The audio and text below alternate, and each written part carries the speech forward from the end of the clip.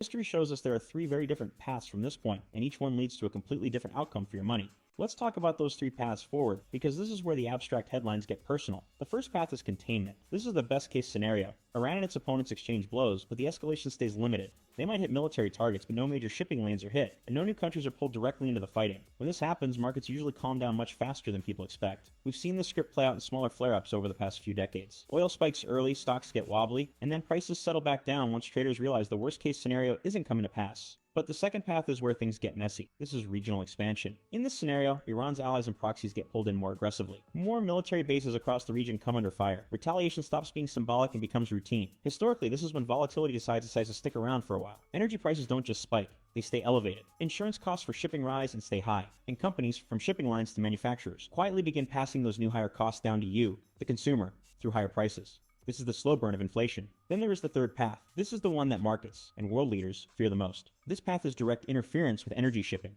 The Strait of Hormuz doesn't need to be fully blocked to cause catastrophic economic damage. Even temporary delays, the rerouting of tankers around Africa, or just the punishingly high insurance premiums are enough to tighten global supply and send prices soaring. Recent intelligence shows insurance firms are already raising war risk premiums by as much as 50%, creating what some are calling a de facto closure as transit becomes economically unviable. History is crystal clear on this point. During major energy disruptions tied to Middle East conflicts, inflation didn't spike overnight. It crept in. It showed up month after month in your fuel bill, in transportation surcharges, and in the rising cost of food at the grocery store. And that's the moment when central banks get trapped. Rising inflation puts immense pressure on them to keep interest rates high or even raise them. But they have to do this even if the economy is slowing down because of the conflict. That's how a war thousands of miles away can quietly dictate economic policy right here at home. This is why markets react before everyday people feel it.